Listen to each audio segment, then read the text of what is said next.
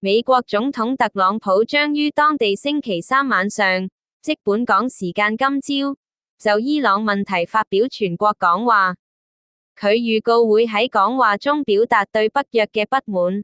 特朗普又宣稱，伊朗向美國請求停火，但佢話只有霍爾木茲海峽開放時，美方先會考慮停火。伊朗方面否認向美國請求停火。最高領袖穆傑塔巴嘅辦公室喺社交媒體轉發佢嘅書面講話，重申會繼續以封鎖霍爾木茲海峽作為反制措施，又話正研究開闢其他潛在戰線。革命衛隊強調，完全掌控霍爾木茲海峽局勢，重申唔會向敵人開放。我哋睇下現場直播。Thank you very much. My fellow Americans, good evening. Let me begin by congratulating the team at NASA and our brave astronauts on the successful launch of Artemis II. It was quite something. It will be traveling further than any manned rocket has ever flown and will very substantially pass the moon, go around it, and come back home from a distance that has never been done before. It's amazing. They are on the way, and God bless them. These are brave people. We want to God bless those 4 unbelievable astronauts. As we speak this evening, it's been just 1 month since the United States military began Operation Epic Fury, targeting the world's #1 state sponsor of terror, Iran. In these past 4 weeks, our armed forces have delivered swift, decisive, overwhelming victories on the battlefield. Victories like few people have ever seen before. Tonight, Iran's Navy is gone. Their Air Force is in ruins. Their leaders, most of them terrorist regime they led, are now dead. Their command and control of the Islamic Revolutionary Guard Corps is being decimated as we speak. Their ability to launch missiles and drones is dramatically curtailed, and their weapons, factories, and rocket launchers are being blown to pieces. Very few of them left. Never in the history of warfare has an enemy suffered such clear and devastating large-scale losses in a matter of weeks. Our enemies are losing in America. Masterful job they did in taking the country of Venezuela in a matter of minutes. That hit was quick, lethal, violent, and respected by everyone all over the world. After rebuilding our military during my first term, we have by far the strongest military anywhere in the world. And now we're working along with Venezuela and are in a true sense joint venture partners. We're getting along incredibly well in the production and sale of massive amounts of oil and gas, the second largest reserves on earth after the United States of America. We're now totally independent of the Middle East, and yet we are there to help. We don't have to be there. We don't need their oil. We don't need anything they have, but we're there to help our allies. Tonight, I want to provide an update on the tremendous progress our warriors have made in Iran and discuss why Operation Epic Fury is necessary for the safety of America and the security of the free world. From the very first day I announced my campaign for president in 2015, I have vowed that I would never allow Iran to have a nuclear weapon. This fanatical regime has been chanting death to America, death to Israel for 47 years. Their proxies were behind the murder of 241 Americans in the Marine barracks bombing in Beirut, the slaughter of hundreds of our service members with roadside bombs. They were involved in the attack on the USS Cole, and they carried out the countless other heinous acts, including the just horrible, bloody atrocities of October 7th in Israel. Something that most people have never seen anything like it. This murderous regime also recently killed 45,000 of their own people who were protesting in Iran. 45,000 dead. For these terrorists to have nuclear weapons would be an intolerable threat.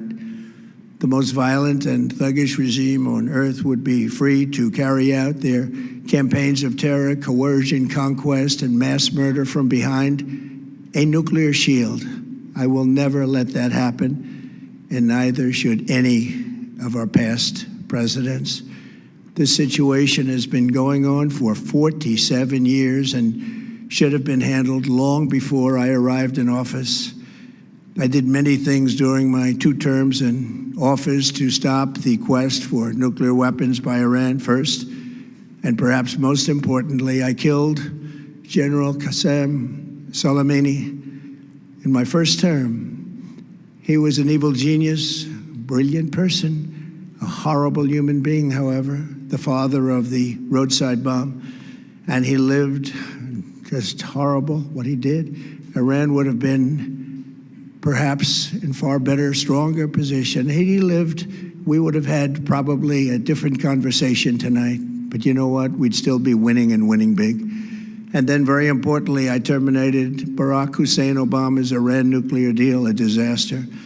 Obama gave them $1.7 billion in cash, green cash, took it out of banks from Virginia, D.C., and Maryland, all the cash they had. He flew it by airplanes in an attempt to buy their respect and loyalty, but it didn't work.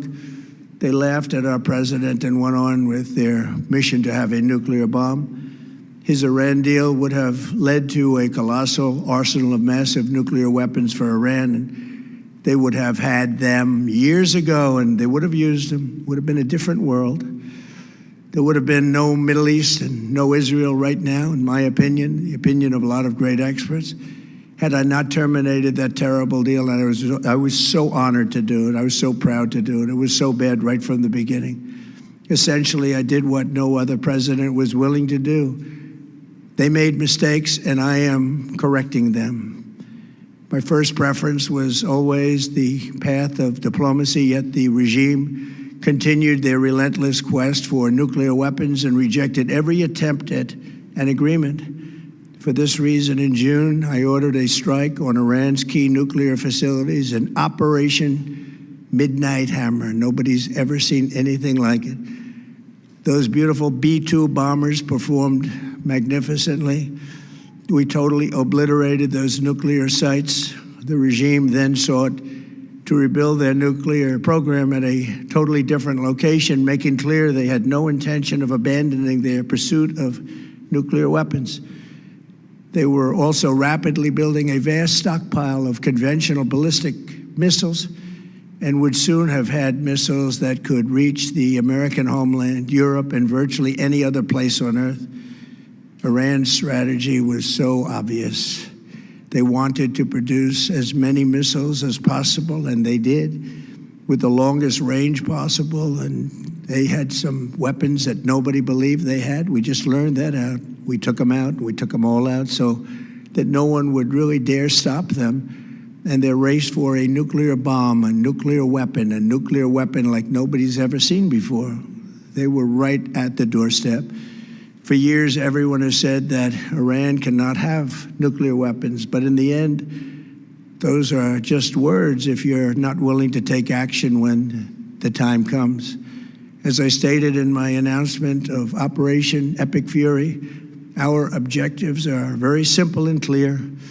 We are systematically dismantling the regime's ability to threaten America or project power outside of their borders.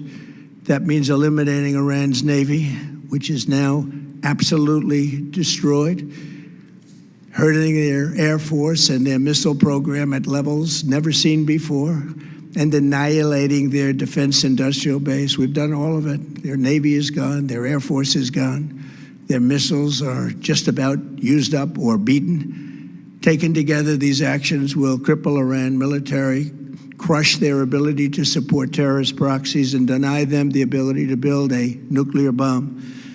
Our armed forces have been extraordinary. There's never been anything like it militarily. Everyone is talking about it, and tonight I'm pleased to say that These core strategic objectives are nearing completion. As we celebrate this progress, we think especially of the 13 American warriors who have laid down their lives in this fight to prevent our children from ever having to face a nuclear Iran. Twice this past month, I have traveled to Dover Air Force Base, and it's been something. I wanted to be with those heroes as they return to American soil, and I was with them and their families, their parents, their wives, their husbands.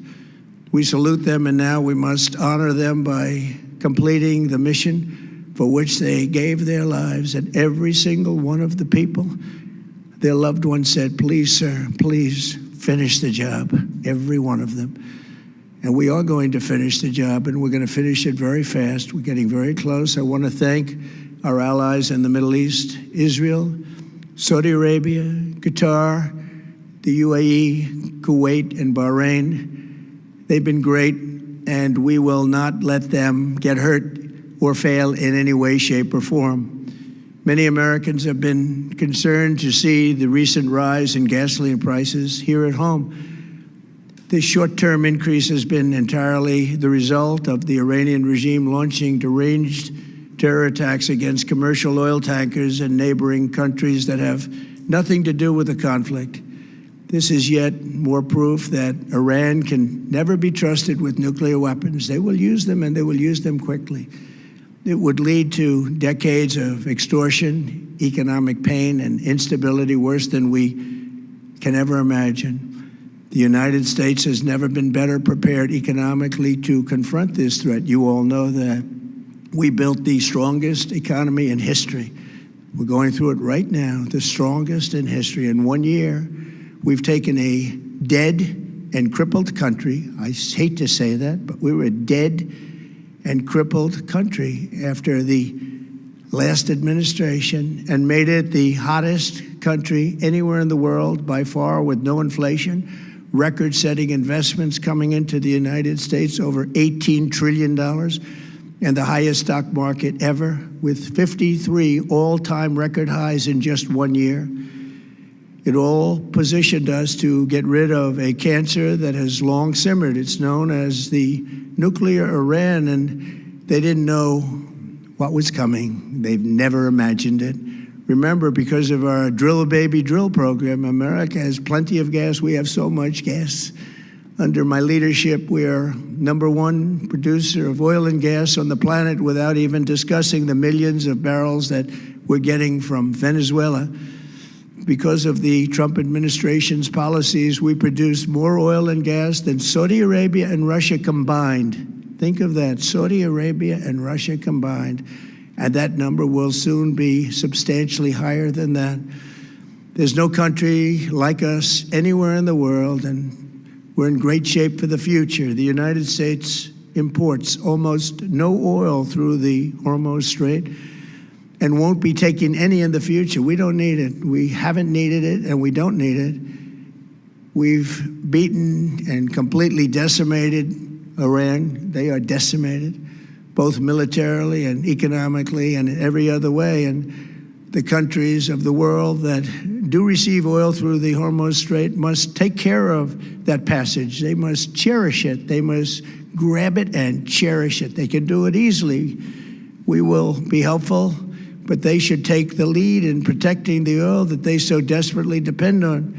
So to those countries that can't get fuel, many of which refuse to get involved in the decapitation of Iran, we had to do it ourselves. I have a suggestion. #1, buy oil from the United States of America. We have plenty. We have so much. And #2, build up some delayed courage. Should have done it before. Should have done it with us, as we asked. Go to the Strait and just take it, protect it, use it for yourselves. Iran has been essentially decimated. The hard part is done, so it should be easy. And in any event, when this conflict is over, the Strait will open up naturally. It'll just open up naturally. They're going to want to be able to sell oil because that's all they have to try and rebuild. It will resume the flowing, and the gas prices will rapidly come back down. Stock prices will rapidly go back up. They haven't come down very much, frankly. They came down a little bit, but they've had some very good days over the last couple of days. We've done actually much better than I thought, but we had to take that little journey to Iran to get rid of this horrible threat. With our historic tax cuts, where people are just now talking about receiving larger refunds than they ever thought possible.